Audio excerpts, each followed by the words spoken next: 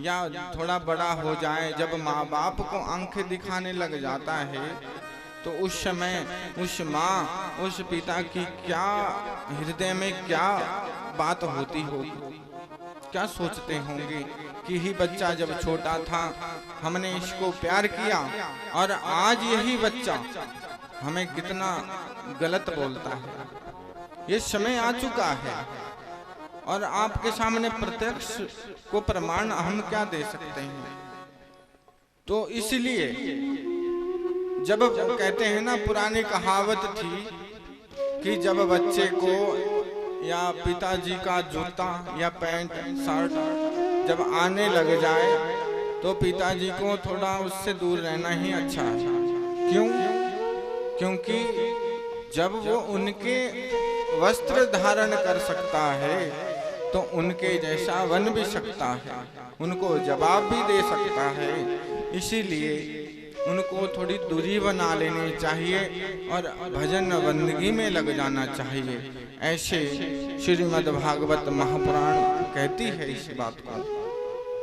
तो ऐसे ही आत्मदेव ब्राह्मण ने मन ही मन सोचा कि ये बच्चा अब जो है संबंध से परे है, इसको समझाने में कोई फायदा नहीं है, तो इससे अच्छा यही है कि अब घर बार ही छोड़ देना चाहिए। गोकर्ण महाराज अपने नित्य कर्म करते रहे। तो एक दिन कहते हैं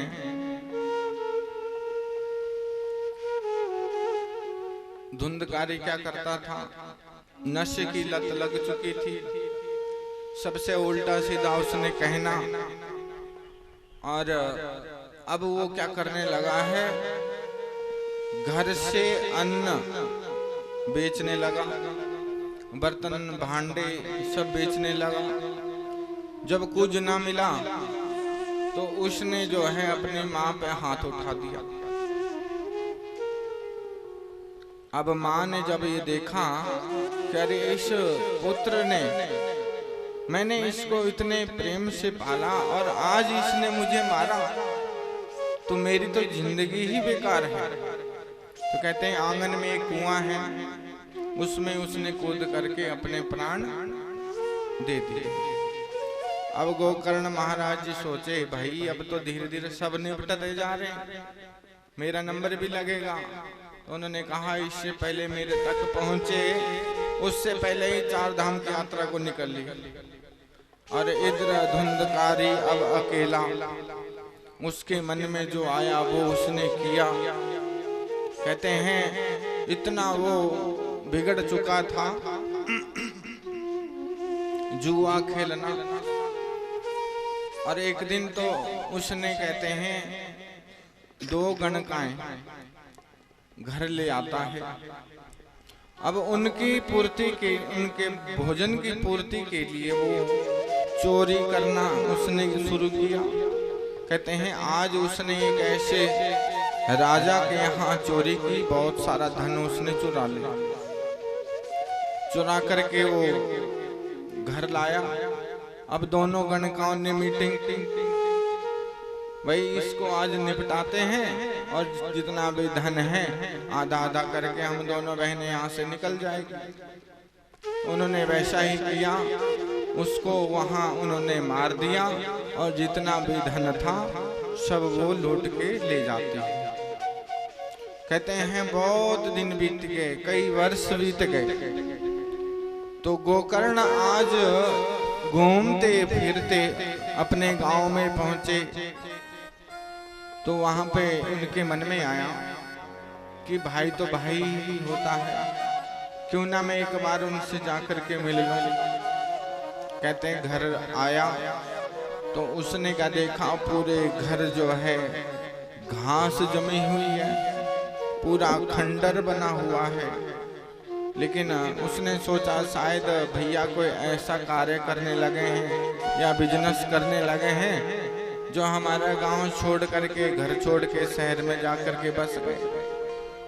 लेकिन उन्होंने क्या किया, अपने घर का कबाड़ खोला, वहाँ थोड़ी सी जगह उन्होंने साफ की अपना आसन लगाया और वहां जाकर के बैठ गए। कहते हैं संध्या हुई, संध्या का उन्होंने नित्य कर्म किया, पूजा पाठ किया, भोजन प्रसादी पाई होगी और फिर वो आराम करने लगे। आराम किया, आराम करने के बाद जो है उनको नींद आ जाती है। कहते हैं नींद में एक राक्षस ने उन पर हमला किया। कभी तो वो भैंसे जैसा बन जाए और कभी बिल्ली बन जाए, चूहा बन जाए, चैती बन जाता है। अपने अलग अलग रूपों में आकर के उनके सामने उनको दिखने लगा। अब उनकी आंख खुल गई, डर के बैठ गए आसन पे, भगवान का ध्यान करने लगे। तो वहां पर वो धुंधकारी जो है सामने खड़ा हो जाता है और कहने लगा, भैया मैं तेरा भाई ही हूँ धुंधकारी, जो अपने कर्मों से आज एक राक्षस योनि में मैंने जन्म लिया। मुझे ये योनि अच्छी नहीं लगती भाई, मुझे इससे परे निकालने की बात देखो, सोचो मुझे मुक्ति चाहिए, मुझे ये जीवन नहीं चाहिए। तो कहते हैं धुंधकारी को गोकर्ण ने सांत्वना दी कि भाई आप चिंता ना करो, तुम्हारी गत जरूर होगी। तो कहते हैं आज सुबह हुई तो गोकर्ण जी महाराज जो हैं, आज जितने भी हमारे उनके गांव में बड़े बड़े विद्वान, बड़े बड़े बुजुर्ग थे, संत महात्मा थे, दूर दराज के सबको बुलाया। कहने लगे कि महाराज ऐसी ऐसी बात है, मेरा वीर है, मेरा भाई है, वो प्रेत योनि में चला गया है और मैं ये चाहता हूँ उसकी मुक्ति हो। तो सबने एक विचार किया कि हम यहाँ पर एक श्रीमद् भागवत महापुराण की कथा करवाते हैं और देखना सब के सब ही तर जाएंगे और तुम्हारे भाई धुंधकारी को तो तुरंत ही गत मिल जाएगी। संतों ने कहा, कहने लगा ठीक है। तो उन्होंने गोकर्ण जी ने अपने ही गांव में बहुत बड़ा आयोजन किया कथा का। बहुत बड़े बड़े विद्वान आए, संत महात्मा आए उस कथा में। कहते हैं गांव वाले सब बैठे हुए कथा में।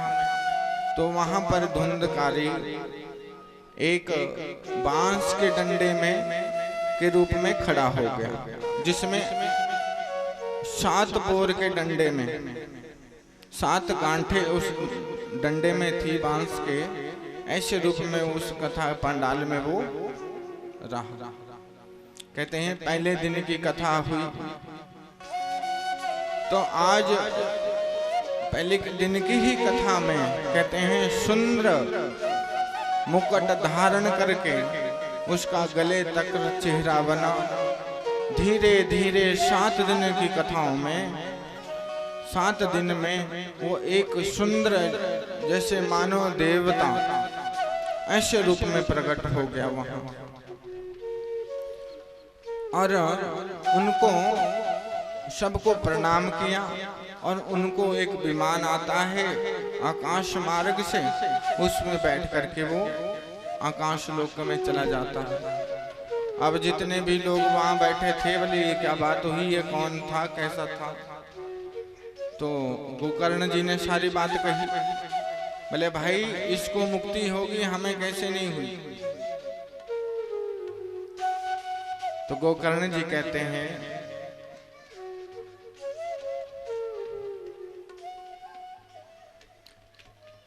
कि ये सजनों,